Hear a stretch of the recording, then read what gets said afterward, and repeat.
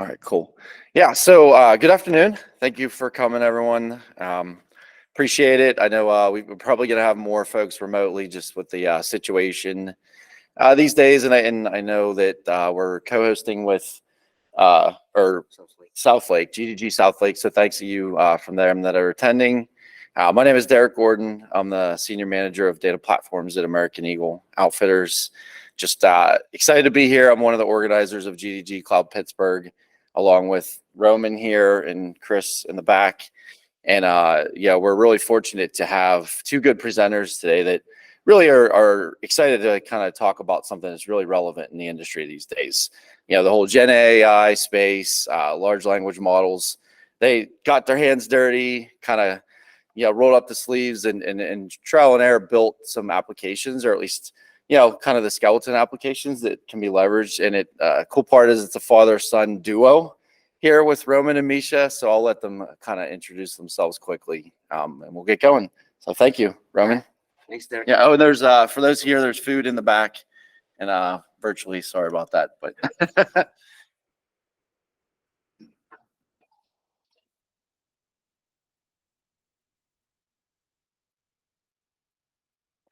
Right. Well, thanks for joining. My name is Roman Kharkovski. I'm principal architect at Carrick Group. To remember Carrick, think of people that work for Carrick, characters. That's how you pronounce Carrick. As principal architect, I work with a number of customers, helping them build solutions. And one of those things is related to retrieving information from their existing databases and knowledge and stored in PDF files and all kinds of semi-structured and unstructured data. So when ChatGPT came out and started the hype on LLMs, I was thinking, well, I probably want to understand what that is and figure out how that stuff works.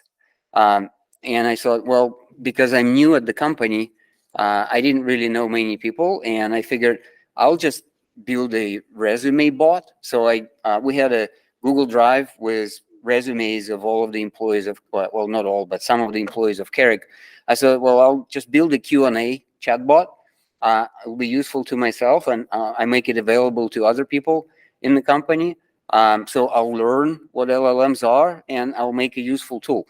So it started out as just a 20% project. Over time, I was adding a little bit more and more features to the project and learning how LLMs work. I'm not expert. I do not pretend to be expert on this stuff. I'm just really kicking tires. So I'm in one of these intermediary stages of tire kicking right now. And I thought, well, I'll just share my findings with GDG Pittsburgh and Southlake. So feel free to ask questions. I'm not going to have answers on every one of your questions, but hopefully I can answer some. So a little bit of background about me. I started out as a developer for regional systems integrator for a few years. Then I joined IBM, worked there for 18 years. Then I joined, I know everybody's mesmerized with the cat picture, right? Then I joined Google, worked at Google for 6 years, and this year I joined Carrick as principal architect. So I've been building systems using different technology stacks for quite some time, and that's been really fun. So before we jump into this whole thing, again, my motivation was to learn stuff and then share with others. The interesting side effect of this tool, now that we have the code base as a skeleton code base of the chat resume, we're now able to use it with some of the Carrick customers to build the real document Q&A systems, because these things are very generic, and I'll go into that a little bit more. By the way, are we monitoring any questions? If maybe we can get on the meeting chat. You on it? Okay, so if there are any questions online, feel free to unmute yourself and ask the question. In fact, we may want to try it if the sound works, or if you prefer, you can just ask the question in the chat room of the Google Meet. All right. Same goes for you guys. If you have any questions, just raise your hand. So let me do the demo before I go and explain all of these details. So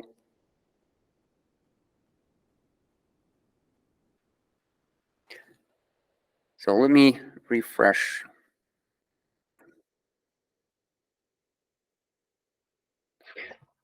I'll make this a little bit bigger. So the application is very simple. You could see it's a web-based UI. I can sign in. I'll talk about the architecture a little bit later. So I protected this with Google Sign In, and there's identity-aware proxy sitting in front of the backend service. So I log in, and I'm presented with a regular chat interface. And in this chat interface, I can see what are the current resumes that are loaded into the system. So right now it's waking up the instance of the CloudRun in the container image to pull all of the resumes from the Google storage bucket. And it will show me all of the names of the people that are registered with the system. So you could see these are the names of people with 44 total resumes in the system. So I can go and ask a question like, for example, who is Roman Kharkovski?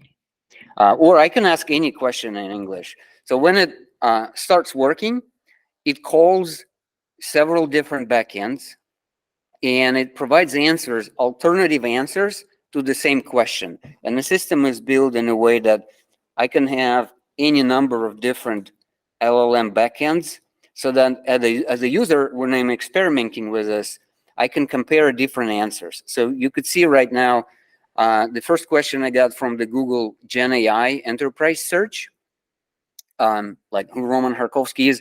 I can also vote answers up or down. So if I vote this up, you can see, okay, so one of those failed.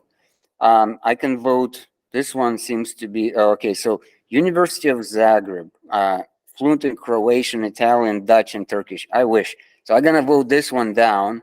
That's not correct. And then one of the instances did not work. So I can also go into the configuration, and I can configure here the traditional prompt prefix, so that whenever I'm sending my request to multiple LLM backends, like you could see these ones, I can say I want to use maybe just Google Gen AI, or I also want to call ChatGPT API, or also Vertex AI, or I can add more of the different backends. Right now, I only have 4. And I can also say, you are helpful resume bot, think step by step and provide helpful answer. So when I do the prompt here, that means I don't have to repeat this prompt every single time in my chat question. It will be automatically ingested. And again, we can try another question, maybe like the one from the audience, whatever random question, and see if it works or not. Like anything about the 44 people in the database.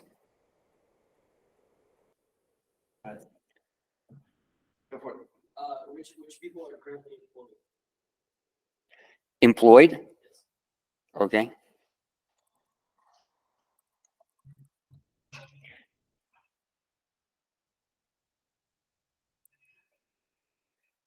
Which should be everyone.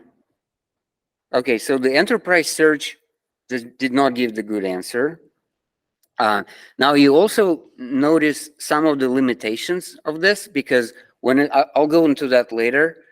When it does the search, it limits the number of search results. For instance, with 44 resumes, it does what is called the top K. Depending on how you configure the number of results, you can limit it. You can limit it to some of the certain number of results. For instance, I think 40 is the maximum for Vertex AI. In my configuration, I don't recall what I need to look at what my top K is. It may be set to a very low number. So that means it's not able to generate really long answers. Like in this case, it's obviously did not. So I'll vote this down. So that was a good question that basically broke a lot of this stuff. And this is super basic implementation. The nice thing, I can go into stats and I can see upvotes and downvotes for all of the questions. And these are stored in the Firestore database on Google Cloud. And the reason this is useful, because if we wanted to do fine tuning in the future, I can feed the data back for the fine tuning. as parameters, and it will adjust the system if I was doing retraining of the system. So right now, it's not doing any fine tuning. I'll explain how the system works. So that's kind of an overall look and feel, right? From a user perspective, you have this. You can also use the REST API. So the front end that you saw, the React front end, is using the API on the backend that's hosted on CloudRun. So you could see all of the REST API endpoints. I can call them from here. Like I can go and ask enterprise search even here. This is just using the FastAPI implemented with Python. I can say, try this out. And I can see the question, who is Stephen Kim and where does he work now? So it's the same result as I was calling it from the React UI. Instead, I'm just calling this directly.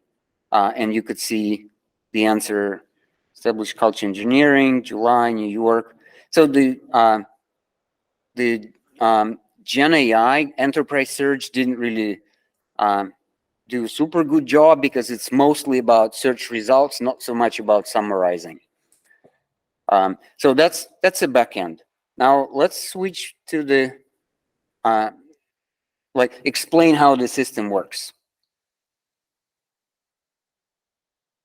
So whenever you build LLM-based application, you have multiple different ways to do it, but the most basic way to work with it is through the LangChain, which is a framework on top of that basically abstracts out specific implementations of dozens and dozens of different LLM systems on the back end and gives you generic model. In this case, I'm just doing in Python example. I say import the Vertex AI model, here's the LLM, and then answer equals LLM and my question. So you can see the questions here is generic. So the problem with this approach, what if you need to query your company data? Because what day comes after Friday, that information was fed into LLM when it was trained originally, in this case by Google. So therefore, the information about Friday was available to the system at training time. What if I want to query my own data that sit behind the firewall and the Google Palm model had never seen that data, right? Because if I ask question about my proprietary data, in this case, when the system hasn't been trained on that data, it will just give me no result. So to work with that, to work with private data, you have several different options. So I'll go top to bottom, like from the easiest to more complex. So the prompt engineering is the easiest way to get started with the system. You could see it's also the least expensive. It doesn't really cost you anything because you don't have to run any training on the model. It is request response on the fly. And Misha will talk about the zero-shot or few-shot learning. I'll talk about the retrieval augmented generation. So that's the method that I used, and I'll explain how that works. So it's called RAG. I'll have a separate slide on this, so I'll skip this for now. But this is how I build this chatbot, right? This is the most basic way, very easy to get started, and it takes you 1 or 2 hours to make it work, like super easy. If that does not work well enough, then you can fine-tune the model. By fine-tuning the model, you're basically doing the transfer learning. So you take the model that was pre-trained by somebody else. They probably spend tens of thousands, if not millions of dollars to train the model. You provide your own input, most likely tens of thousands of training data samples to fine-tune the model. And now that model can answer questions specific to your data, because now you fed your data into the model to train it. The problem is it is medium complexity because you have to assemble the data, you have to train the model, run it. It also may cost you a few $100s, maybe a few $1,000, depending on the volume of data and the amount of training. So it's a little bit more complex. The third approach, you can train the model from scratch. You basically can just take the model architecture, like take Llama model from Hugging Face, right? You can discard all of the training weights, take your own data, which requires a lot more data than fine-tuning, and run that training yourself. This would be much more time consuming because you have to prepare more data. And the training itself will take much, much longer. And it may cost you, depending on the scale, like from thousands of dollars to potentially tens of millions of dollars. But it can give you really, really good results. And the other thing, it will give you ability to isolate all of the other knowledge and put it out of the model. Because if you're using pre-trained Google model, it was pre-trained using Wikipedia, Stack Overflow, and all of this other stuff. In some cases, you don't care about all of that data. For instance, if you are doing something that is very domain specific, let's say it's insurance, and for whatever reason, you only want your model to know your domain. So in that case, you remove all of the previous training and you only train it on your data, assuming you have enough data. And then the fourth and most expensive way, create your own LLM model from scratch and train it from scratch. So that usually is out of question for most companies, even Fortune 100 companies. Like if you're not Google, if you're not Facebook, chances are you're not creating your own LLM model from scratch. Because there are plenty of the good open source models available. You can just train it. So these are general 4 high-level approaches in terms of complexity. So any questions so far? Okay. Yeah. Elaborate a little bit on the fine-tuning the LLM model. How do you, for example, like different domains, if a company has an document from different areas like finance, mining, those kind of items. So how you can segregate, like How do you fine-tune the model? yeah, and how you can so that they are not affected. Okay. So I'll repeat for folks online. The question is, how do you fine-tune the model on your own private data? So in case of Vertex AI, when you want to fine-tune the model, they make it very easy. You can basically prepare a JSON string file with input and output. In that input, you will provide whatever source information you want the model to know. And then in the output, it's basically almost think of it as a question answer repeated maybe 10,000 times or 50,000 times, depending on how much training data you have. In that question and answer, you'll be asking the types of questions that you want the model to be able to answer. And then you'll also provide in the answer category, almost like a key value. Instead, it's a question answer. You'll provide the answer in the form that you want the model to answer. And you just basically feed that JSON file into the fine-tuning process. All you do is just point Vertex AI to the GCS bucket that has that JSON file. You click train, and it trains on your data. And it could be very large data, like it might even be terabytes of data if you have that much data.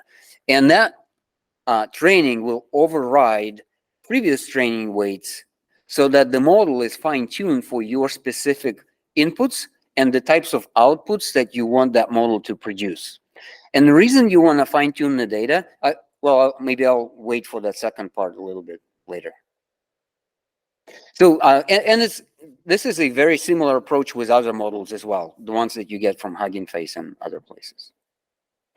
One thing that would be helpful to know, when I was building the resume chatbot, it was not super critical, but it's just a good background to have, something that's called a tokenizer. So whenever you ask the question from the LLM, it doesn't actually get your text and then directly answers the text. Obviously, there are multiple steps in between.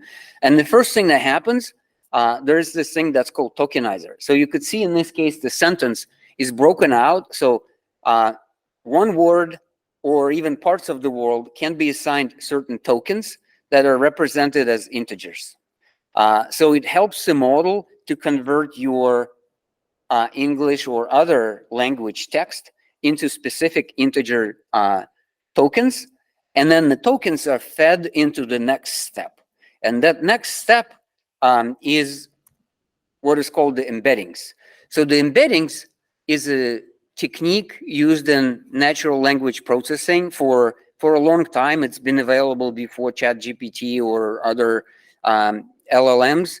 So the embeddings you could see on the right-hand side, this is kind of a dynamic picture of the three-dimensional embedding. In case of a Vertex Palm LLM, the number of dimensions is 768, right? Like I know humans can't think in 760, like I can't think in 4 dimensions. I don't know about you. So the embeddings allow you to encode information so that similar meaning information located near each other in that multi-dimensional space. So think of it as cats and dogs. So the cats in this multi-dimensional space will be grouped kind of close together in that vector space. The dogs will be grouped close together, but they also, cats and dogs, they're closer together because they're animals compared to buildings. Because buildings are inanimate objects, they'll be completely separate. So using embeddings is a way to convert those tokens into that multi-dimensional vector space. And this is all done by another model, which is called the embeddings model. So ChatGPT has their own embeddings model. Google Palm has embeddings model called Gecko. And the nice thing that those embedding models, they can also be trained. So whenever you ask the question, like for instance, at the bottom, it says, what do squirrels eat, right? So you basically say, Palm, generate embeddings using an embedding model, which is Gecko, and the text is, what do squirrels eat? So the output that you get is this 768 dimensional vector that represents the meaning of this phrase. So when you ask similar question, like for instance here, embedding close, and it says embed the text nuts and acorns, and then you do cosine similarity, like the dot product of these two vectors, you basically multiply one vector by another, and then you get single normalized digit, like -1 to 1. In this case, the sentence, what do squirrels eat, and nuts and corns, is very close to 1. So that means they're close in that meaning in the embedding vector space. And this is how you can use it for retrieval, like semantic search, right? So if you have that embedding space for novels, then Shakespeare or other type of novels, they will be kind of close together to that in that embedding space compared to maybe engineering literature. So you can use the embeddings without LLMs for these use cases, just pure classification, clustering, like even outlier detection, even fraud prevention, and semantic search. Because now you don't have to search for the word university. You can search for the word teaching institution, educational institution, and all of that will be close together in that semantic multidimensional space. So that's how the search works. And it's really important because what this does, it feeds it into the next step. So you notice the pattern, like there is one step, tokenize it. Second step, generate embeddings. Third step, use those embeddings for search. Before I move to the next step, actually, I probably need to speed up a little bit. Any questions on embeddings? The embeddings themselves can be quite useful. And like I said, the model that Google provides or ChatGPT provides or other, like they have different types of dimensionality. Like in case of Palm models, the Gecko, 768 vectors, dimensions. I think ChatGPT, 2,000 or 3,000 dimensions. So there are different embedding models that have different dimensionality. And you can also train embedding model on your custom data. So the ones that are out of the box, they're pre-trained on Wikipedia, again, Stack Overflow, but you can train even embedding model on your custom inputs to make it even more precise. There are also 2 other things, like you could see here, embedding is just a single vector for the entire sentence. And then previously I mentioned, well, we generate embedding for every token. So it also depends on the model. Some models for embeddings generate embeddings, like for this token, there will be 768 long vector. For this one will be that vector. So every single token will have that 768 long vector. In case of Gecko, they generate a single vector for entire sentence, which gives you benefit. It's much more compact and much faster, but it has extra compute overhead because it's more difficult to compute. So it depends. So then the next step is where we get to retrieval augmented generation. Sounds super fancy, but it's actually really simple. And this is exactly at the core of this resume search. So what happens here, like there are two steps. One step, we need to ingest the data. And step two, we can start querying the data. So when we ingest the data, like in this case, all kinds of PDF files, right? So we read in the data. We have to split that data into chunks. The reason we need to split it into chunks because embeddings have limited capacity. Like it would not make sense to generate embedding for entire book. If the book is, say, 5 megabytes of text, if you generate embedding that is only 768 numbers, you lose a lot of data. That's why you need to split it in small grain chunks. And then we feed each of those chunks and we generate embedding for every chunk.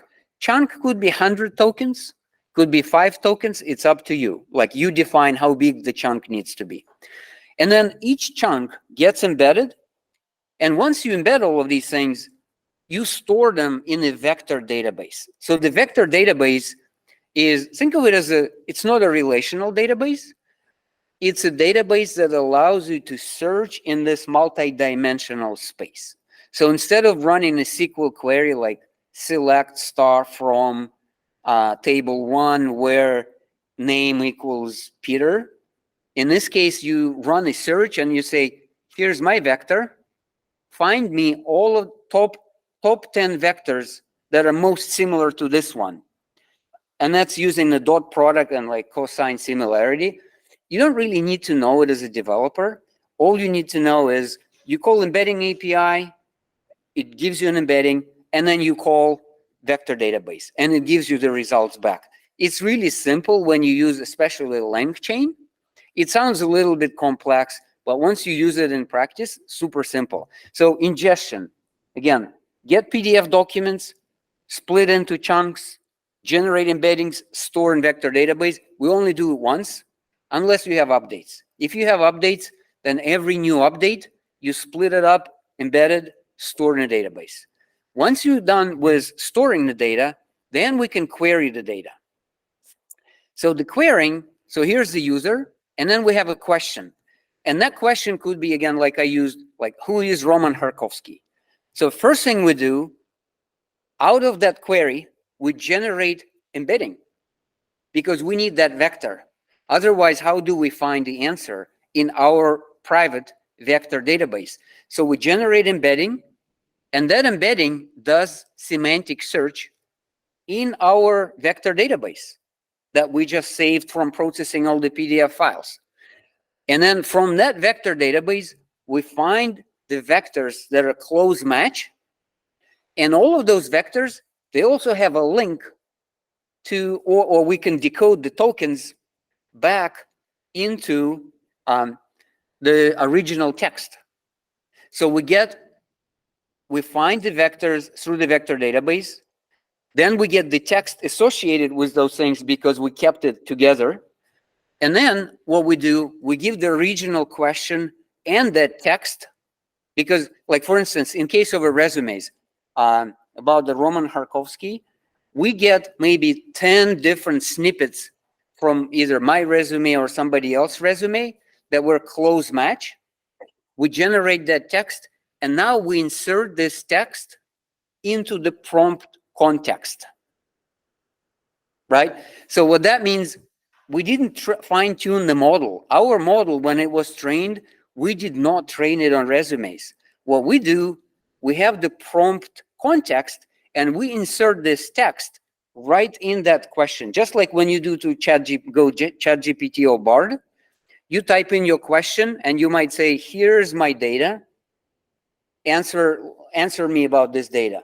We're basically doing the same thing, except we're not typing it by hand, we're generating that from the vector database. That's all there is to it. Like, that's the entire system. And that's why it's called retrieval augmented search. So when we run the query, find whatever matching vectors, get the text, insert it in that prompt, and then go and ask LLM to generate the result of that context search. That's why they call it retrieval augmented. And for that, we can use remote model hosted by Bard, ChatGPT, somebody else that has absolutely no clue about your original data. You just insert all of that context into the prompt. The key here, the size of the context window. Because if you only have like 8K window, you only limited to cram in that context of 8K, which is like 5,000 words in English. Now, some of the models have 100K window. That means you can feed in 100K worth of tokens. That's much better. I guarantee we'll have million token window by the end of 2024, so that you can feed in the entire book without splitting that up. So, is there a advantage to making it larger? Or do you make it smaller? Yeah, so the question, is there advantage to making your tokens smaller or larger? You don't really have a choice of the token choice unless you use a different embedding model and tokenizer. So the tokenizer, like, you're not responsible for tokenizing. Usually it comes with the model, but you can build your own tokenizer if you wanted to. In terms of the context window size, there are pros and cons, because the large context windows, if you keep passing 100,000 tokens every time, usually for hosted models, you pay per token. So you will be paying a lot of money. Like, imagine if you have 1 million requests per day, every one of those million inserts 100,000 tokens, your bill will be significant. That's why if you do pre-training, you will need to provide very small, maybe instead of 100,000 tokens, your context size needs to be 100 tokens only, because the model knows it once and for all, and you don't have to provide the same information every single request. So it's a way, so you either pay later, like you get ease of use and you pay at runtime, or you train the model once and you just keep using it and you save in the long run.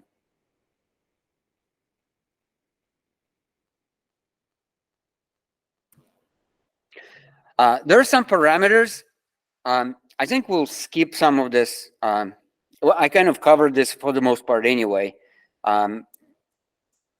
So, like, you notice what I mentioned? Usually these are chained calls, like one thing calls another, and with LLM, you're able to add some of the agents that will go and do Google search. So this can be done directly using low-level APIs, or you can use high-level abstract frameworks like LangChain, LlamaIndex, and those kinds of things. So this is actually an example of the fine-tuning of the model.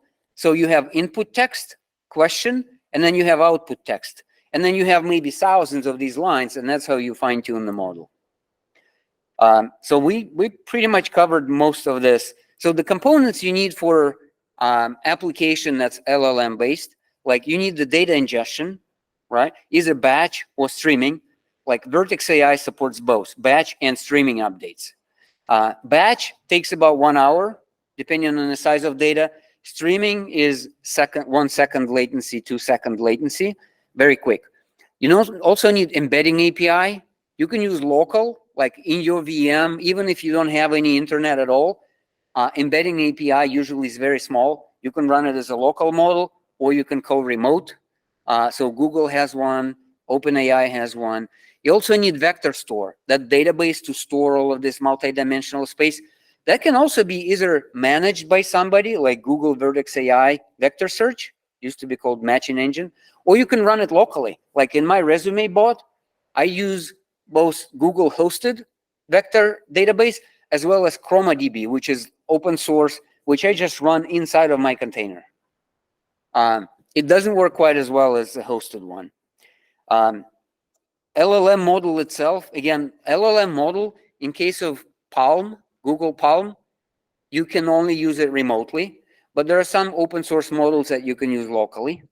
A bunch of integrations, and then you have to have some kind of orchestrator. Like in my application for resumes, I'm using both LangChain and LlamaIndex just to play around and see what the differences are. So the application is built based on CloudRun, protected by IAP. You can get the source code. I use Firestore to store the data. I use CloudRun as a front end, as well as a REST API, GCS to store the resumes, and then multiple different backends, OpenAI, Google Palm, as well as other backends. Another thing I wanted to mention, when I started, the last time I built anything in browser UI, that was 15 years ago with Google GWT toolkit. Like that is ancient. And for the last 15 years, I have not touched the UI front end. Like I had no clue. Like I knew there is React and there are other frameworks, never used it. So I went to ChatGPT in May, and this is my prompt. So I asked it, like, you experienced software developer, build me this app. I want people to be able to ask questions. I want to see the history. I want the backend to run on CloudRun. I want it to be built in Python. The front end needs to be JavaScript and store data in Firestore. And ChatGPT, I didn't have the Cody model from Google at the time. ChatGPT, like all of this UI that you saw, I wrote a handful of lines there. The rest was generated by ChatGPT. I went back and forth. I still go back and forth and say, I want to add thumbs up, thumbs down. And it will say, well, here are 2 lines you add over here, over there. And I would say, to this day, I have not gone to React website, not even once. 0. I have not looked at the documentation. Whenever I want to do something, I just go ask ChatGPT, write it down for me. It gives me whatever few lines, tells me where to insert it in my code. I copy paste. So I do work on my own backend, like all the Python stuff on the server, CloudRun. I write that myself for the most part, not all of it. But all the UI, 99.9% was built by ChatGPT. You can do the same thing with Google Duet Cody model. In May, it was not available, so that's why I started with ChatGPT. And the same thing even for the server side. Like I'm using the Copilot in VS Code. So whenever I need to write something, first I write a comment, and then Copilot generates the code for me. For Firestore, for everything, it generates Docker files for me, the gcloud commands, everything. So I'm really just asking it to do something. It does it. I copy paste, test if it works, customize it a little bit. It's been really interesting. All right, so I think one thing I wanted to share. So the resume chatbot is available on GitHub. You can clone it, play with it. It's Apache 2 license. Feel free to experiment.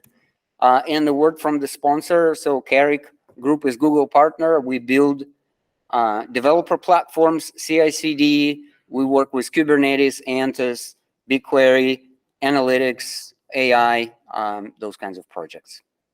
I think maybe we'll hold other questions to the end. I'll let Misha present his part. We'll have time for questions and answers later.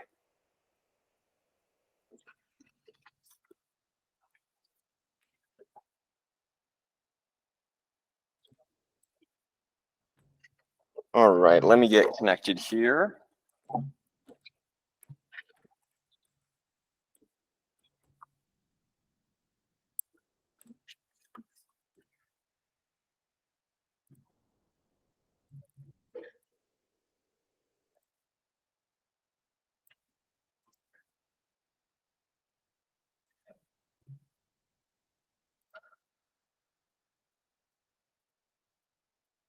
All right. There we go. So, as my dad introduced me, my name is Misha Kharkovski. I am a computer science student at the University of Pittsburgh. I'll be graduating this December. This past summer, I did a software engineering internship at a local company, Industrial Scientific. They make gas detection monitors, both hardware and software, but I worked on the software side. And when I'm not doing like school projects, stuff like that, I have a really big interest in CrossFit. I coach it part-time in the South Hills, and I train competitively for it. Before I get into my actual project, and my whole presentation will be a little bit more specific about what I made. My dad gave some really great background on kind of the general overview of how to kind of implement an LLM and generative AI. But as you can see here, he actually mentioned some of the great applications for it, such as resume screening, fraud detection. You can see a bunch of other ones here. What my project was, I did it not necessarily for this presentation, but I do like multiple sessions a day sometimes. I have multiple pieces, and I basically wanted a way to schedule them out so I can kind of see how long my session will take me in a given day. So you can see here some general overview of the architecture, which I'll get into later. It's hosted on a cloud function and written in Python. And then for the demo, starting off here, you can see on the left-hand side, basically my workouts for a given day. Today's my off day, so I move these over, but you can see about 5 pieces here, all right, of different types. And you can see over here an empty calendar, all right? If we go over to the Cloud Console, you can see the function here, and then in order to run it, this would typically be run daily, early in the morning, but just to show it live here, you'll see here this will run, and then we'll wait for that message to show up.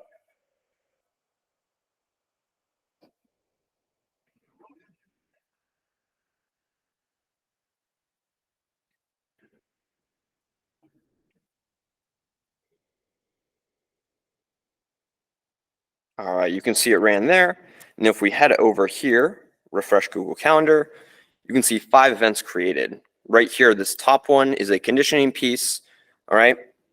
AMRAP 30, that's basically for 30 minutes you do some amount of work repeated. It's created for 30 minutes there. This next piece, and I'll discuss kind of the limitations of the Palm model as it relates to kind of my application. If we multiply 6 minutes of work with 2 minutes rest, 8 minutes times 2, that's 16 minutes. The model hallucinated a little bit, so that's 2 minutes over there, but still pretty close. Right here, 4 sets of 2 reps, but going every 3 minutes, that's going to be 12 minutes of work. Got it right there. Conditioning piece, 20 minutes. At the very bottom, you can see it doesn't start off by saying how long it should take, but it says a time cap of 20 minutes. So 20 minutes right there.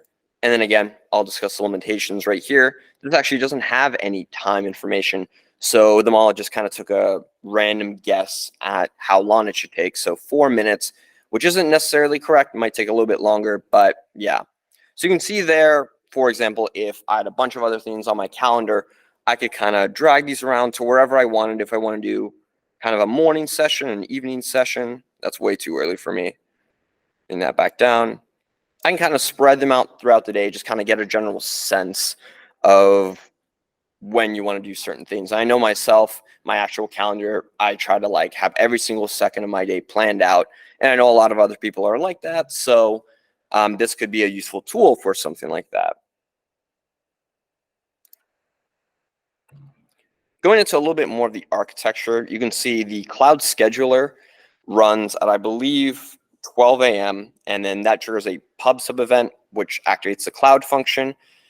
Just using the secrets manager to retrieve some of the API keys that I use for the SugarWOD API, which is how I actually get the workouts. That's just a basic REST API there.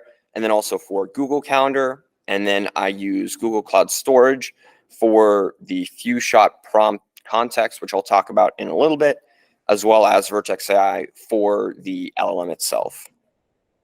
The workout retrieval, nothing really special. I just call the SugarWatt API, and then I get back some JSON of a little bit of data, but it's basically just a big text string there. There's no necessarily information on how long it'll take. There's no field for that.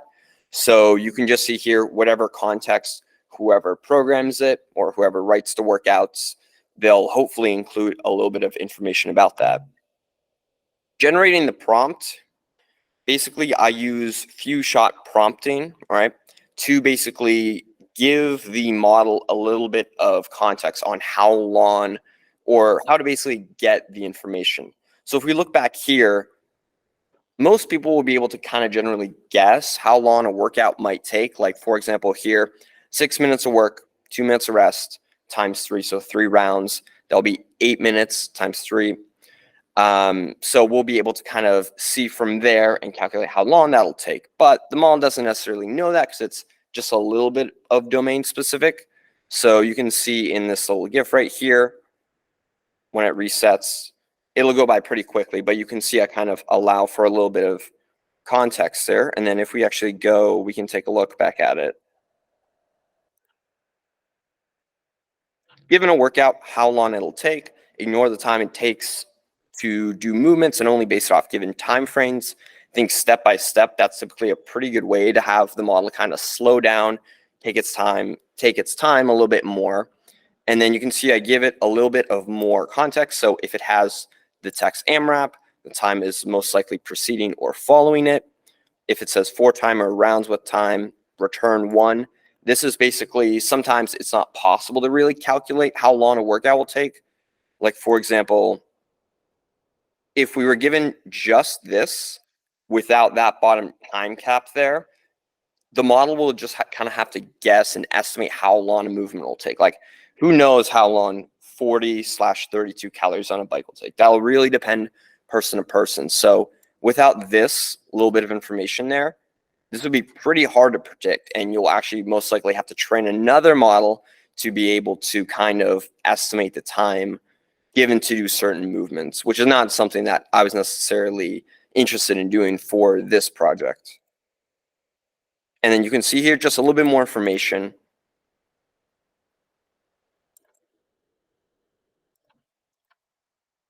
Let's see. A little bit more about that few shot prompting that I talked about. There are generally 3 different ways that you can provide contextual information to a model without going into like fine tuning. Basically, no shot is when you just directly ask the model a question. You can see here, who was the president of the United States in 1955? I don't know who that is. So the model will just basically take all the information it has and return an answer. It could vary a lot depending on what model you use, even if you were to query it a few times. Depending on how you pass in the parameters, it could really vary its answer. One-shot prompting and few-shot, they're pretty similar. One-shot is basically when you provide one question and answer to it to kind of give it a general sense of how to answer. Like, for example, here, who invented the telephone? Alexander Graham Bell. If you were to provide it that and then maybe say, who invented the internet? It would hopefully know to return a relatively short response with maybe only a name without providing much more detail. And few shot is basically giving it a lot more answers, as you can see here, 3, and then asking the question, who discovered penicillin? And then if we go over to my example here, I gave it a lot of different prompts here. You can see just a ton of those there. And then what I did is typically you can view the code on how you would actually add it into your backend. You can see here the Python code for it. The way it has it here, you would basically just have it be directly in your code. But because I had a lot there, I decided to throw it in a separate storage bucket. And if you're giving it a lot of information, I would most likely recommend something like that, just to, you know, have your code stay code and not necessarily a ton of extra data there. And I just did a simple call to retrieve that information. A little bit more about the parameters. This is definitely a little bit more complicated. My dad did a good job of explaining it, But generally for the Vertex console, you have the temperature, which can control the creativeness of the model. Basically, if you want to maybe write something like a poem, you might want it to be a little bit more creative rather than asking a very like mathematical question or something more specific, like who invented, what was that? Who discovered penicillin? That's more of a known factual question rather than something with a little bit more open-ended responses. Token limit, that just returns the how many tokens you get returned. For my example, because it was basically just a number, you don't need that many. Top P and top K, they're related to the predictability of tokens that are chosen to be selected from, and that'll kind of also affect your output. Definitely a little bit more complicated than I can necessarily explain, but there's a ton of documentation if you're interested in messing around with those. And you can just kind of see here in the Vertex console, you can just play around with those parameters for whatever prompts you need and just see how it would vary. And then up here too, you can see the model. This is just where you can select the different models. My dad talked about Cody there if you want code completion. I believe my model just uses TextBison 001 rather than the latest, but you could select whichever one you want. And then the source code is also available at this GitHub link if you're interested. Going through that a little bit more, nothing super interesting. You can just see getting some of the secrets, bucket data, and then extracting some of the data from there. And then as you can see here, this is actually making those predictions here. So generating the prompt, you basically combine that workout description that you received with all of that few shot prompt data, and then sending that to the model here with some parameters. And then once you receive that, for my example, I created a Google Calendar event here where I have already some of the tokens for basically posting that to the Google Calendar and then just adding some other information there.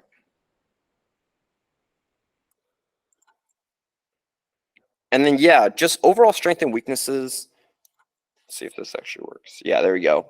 Like I said, for some sorts of workouts, it's a little bit easier to predict. And you can see here, 30 minutes says it right at the top. The model has an easier time to be able to estimate that, while something where it doesn't really provide any sort of time context might be a little bit tougher. The model will kind of arbitrarily guess it based on maybe some information, like it might read that 2 there for the 2 sets and use that. Maybe it'll read the 8. So it'll really vary, but at least it'll give a number because of that few shot prompting I gave, instead of returning something else, like returning the word cat or returning chest supported incline dumbbell, dual dumbbell row. That few shot prompting is really beneficial, again, if you don't necessarily want to completely retrain a model or even fine tune it. Again, you can just basically provide it how you want a question to be answered. And that way you can give at least a little bit more context without completely redoing something, right? Definitely a lot less technical than my dad's, but do we have any questions for maybe either of us about anything? So how, if this is how you're working out, so this is building your workout schedule for the next week, for the next weeks, right? Yeah, so it's not, So yeah. the question is,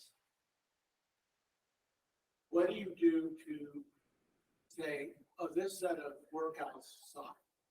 Yeah. So how are you weighting those so that the future updates of that make sure, builds upon your ability to be a better you? Yeah, so this has nothing to do with the workout creation. This is simply taking the workouts, or I have a head coach who programs for me. So this is purely just taking the workouts that were programmed by him. And then these are just throwing this in a Google Calendar rather than me having to manually create every single workout or input that into Google Calendar. So this has nothing to do with the actual workout creation.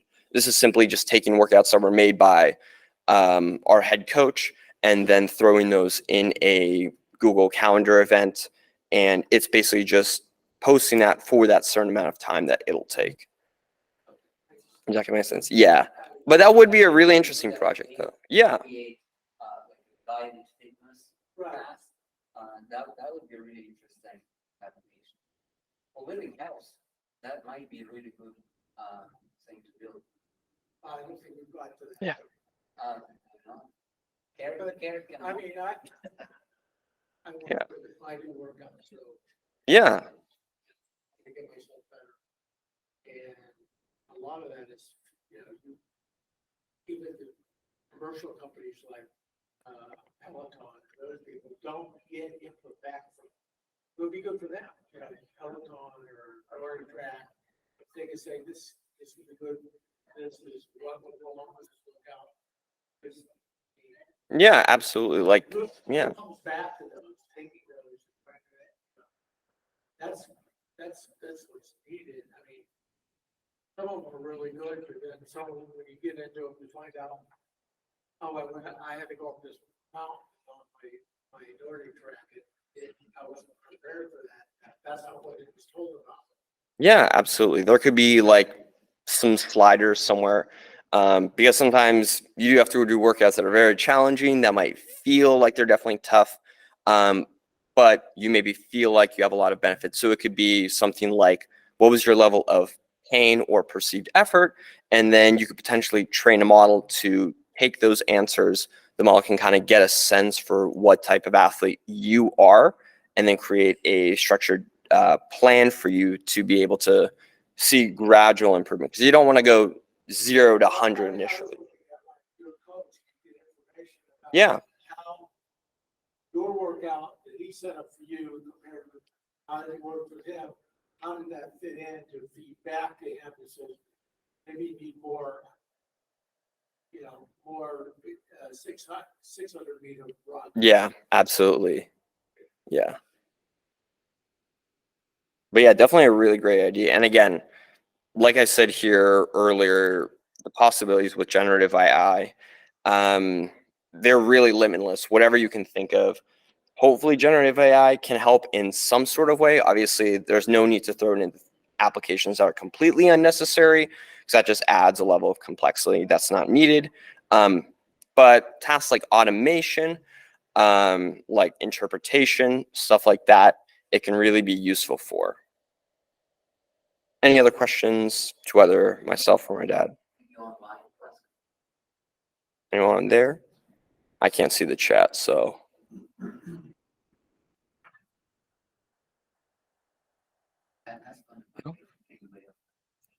Yeah, anybody online have any questions? You can throw that in the chat.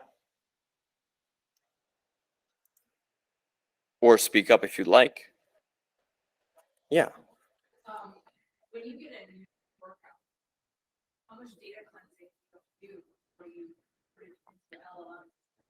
Yeah, so I just take basically the raw description there. So I don't necessarily clean it or anything like that. It's already relatively clean. So you can see here, this is exactly how the coach would input it. This is actually not necessarily part of it. That's something for SugarWatt. So this basically what I've highlighted is what you'll see in the return JSON whenever you call the API. There's not a ton of extra data. There's just like the JSON has a lot of different parts to it. So I just had to like go through that and just extract the description basically and just the name of it for the given day. But the information is already relatively short and concise. There's not a ton of like extra fluff whenever I throw it into there. Yeah. But again, it could really depend if it was generated by another like AI or something like that. It might be able to kind of like somehow embed the time information, which would make it even easier and kind of eliminate a step for this, because it might be able to estimate like how long that should take in general. But yeah, to answer your question, very, very minimal. It's only to do with basically how the API returns it. Yeah. I was just wondering how much data cleansing Yeah, it would really depend on kind of what information you would want the LLM to have. Like for example, if you maybe had like a meeting itinerary and then you wanted to estimate how long a meeting will take to discuss all those points and then maybe book a room wherever your office is to do that. You might need, if there's like a lot of points in that meeting, if you just give it like a few bullet points, it might tend to have it be a little bit shorter rather than if you were to add like a lot of descriptive notes, like pre-meeting notes, you know. The more the better, potentially. A lot of it would be also just like providing that few shot prompting to basically let it know what you want back. Because if you give it a little bit more data, it might have a little bit more to work with. But obviously, if it's just extra fluff that's completely unnecessary, it could help. It could confuse the model there. So how do you think you could extrapolate this for the student, right? Like, we have schedules, we have off periods. Yeah. Something that actually to have a bunch of work, I give some estimate as, you know, this is like 1 hour.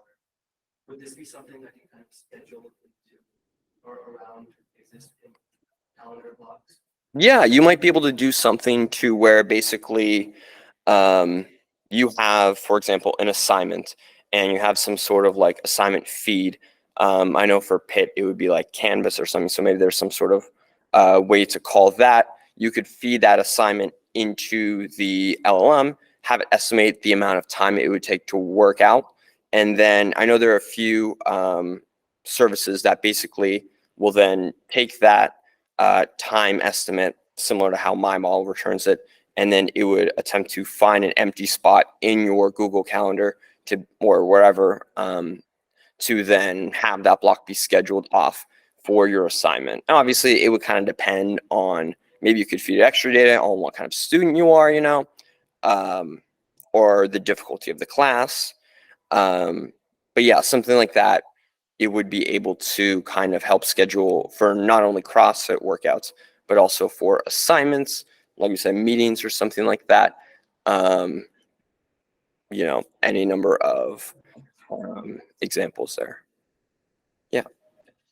So when somebody has this event created, you can go ahead and change the time and, you know, how long you think it's going to take. So have you thought about feeding that history back into the model? So let's say it says, oh, it's going to take you 10 minutes. You're like, no, more like 50. And then like next time, you know, the history from previous day, Yeah. where it's actually 15 gets back. Yeah, that's a good question. So that's a little bit more of, that's part of the demo of what I showed, in that for certain workouts, they're restricted to a certain amount of time. Like for example, for this workout right here, it's restricted to 30 minutes. So just a style of workout this is, no matter how long it takes, you're just repeating this work for 30 minutes. But for a workout like this,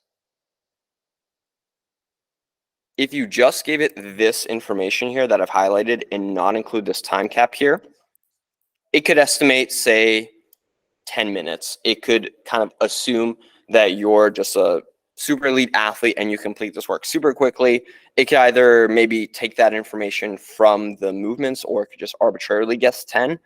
But for example, if it takes more like 20 minutes to complete, you can then have a feedback system, kind of like my dad's thumbs up, thumbs down, to basically say how much longer it would take. And then that could kind of feed back into the model to kind of like just take it a longer amount of time to complete. So it could kind of guess like, hey, this style of workout might take a little bit longer to do.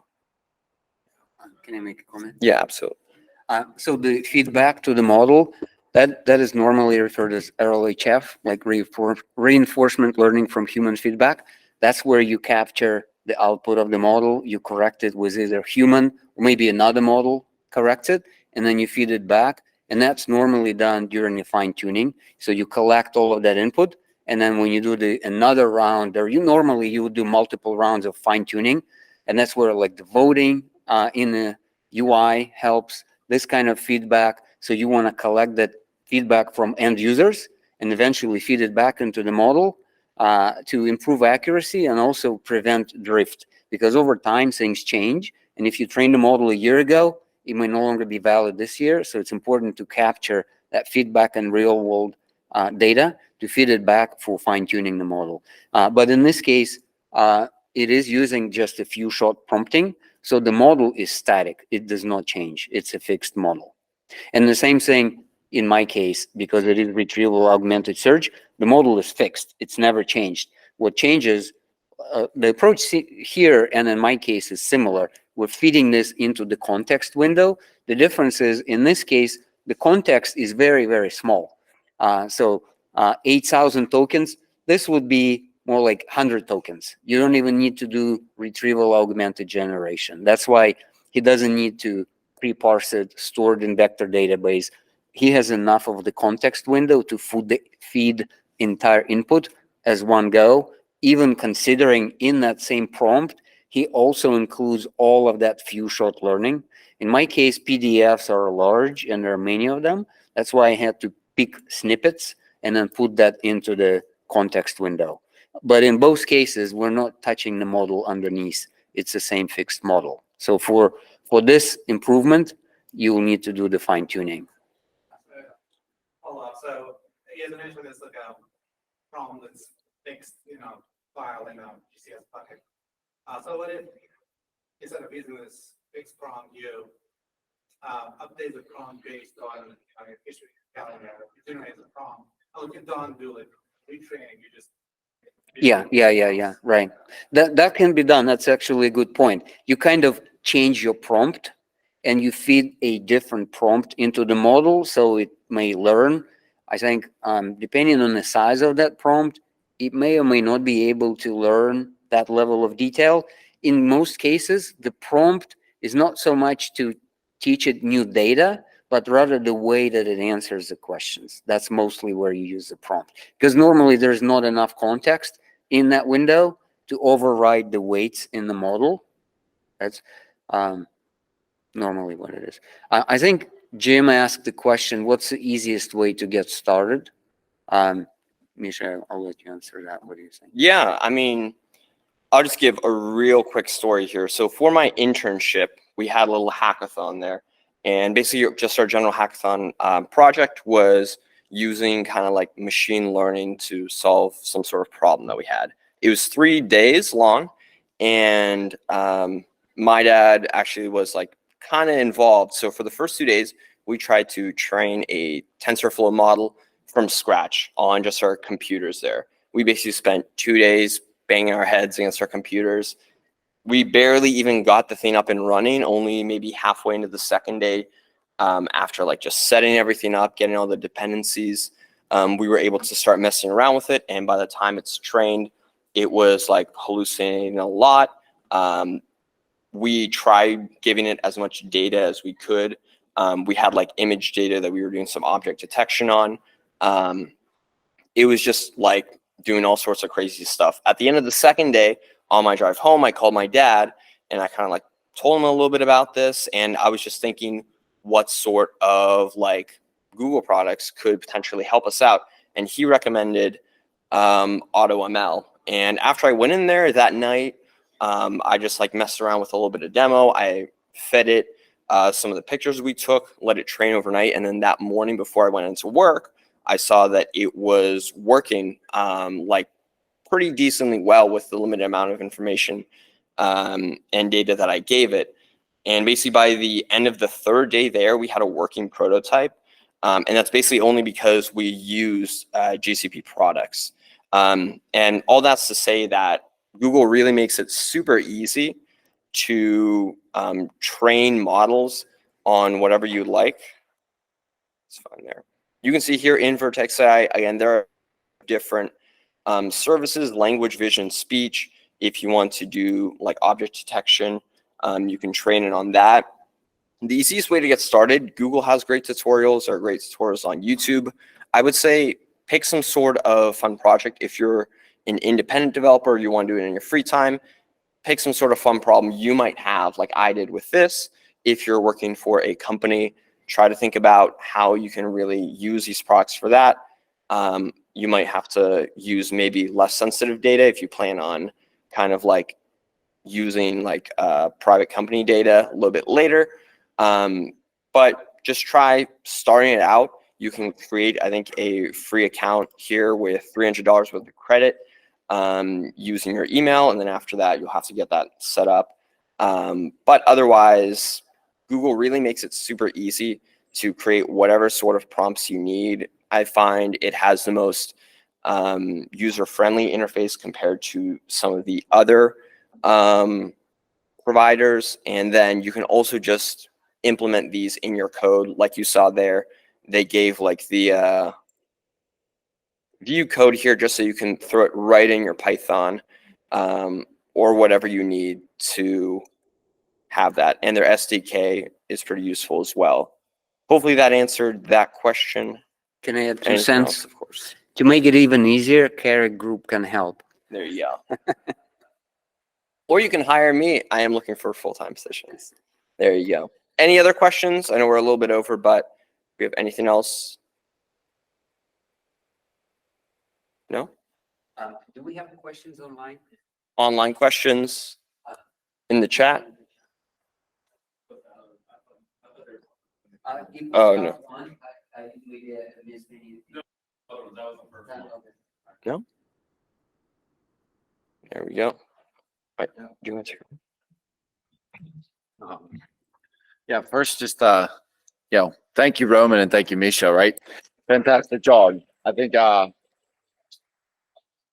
think that really shows that just two ambitious folks that just want to kind of get in and start trying this stuff. Like, I think that's the message here, right? Is people in Pittsburgh, people remotely, it's out there, right? Have at it. There's a lot of built-in APIs, from the Google side, which is where we are today. They've got Duet AI to start, for code generation and explanation and observability and things. So you've got a lot of tools there within the Vertex stack as well. So I think, yes, just start to get in and feel free to reach out, email any questions after the fact to the GDG website. We'll get in touch with Misha or Roman if it's about their apps and then again, if there's any future sessions that anyone has interest in topics or things, please, kind of send them out to us as well. I think there's probably a way through the GDG Cloud Pittsburgh site to set, put in requests for things. And, we have good partner and Chris Perlman in the back here in Pittsburgh that, can kind of put us in touch with his Google peers and, we could potentially bring them in for future sessions as well. Anything else? Question? Which is it? Oh, another session published? It's a co-host. Okay. Okay, so the question was around there's one more session currently on the GDG Cloud Pittsburgh site co-hosting with GDG South Lake. You said Dallas? Or? Yeah, South Lake is Dallas area around container securities. But I think that's the kind of the beauty is the different GDG Cloud Pittsburgh or cloud groups can co-host events together. So if you ever see anything out online in any other GDG Cloud, areas that we should link to ours just to kind of get the participation, get the excitement up in Pittsburgh. That's kind of what we're trying to do here, right? As many people and customers and are using these tools, it only helps kind of expand our, the people that we can reach through and get help on this stuff. Any other points or questions? Are the slide decks going to be available? Can you put them in the same GitHub location? Google Drive? Okay. And then the code is out in GitHub, right? You both shared so. Anything else? Oh, yes, let's stop. Yeah, I'll stop the recording and we'll, I think somehow, some way get it sent out through the,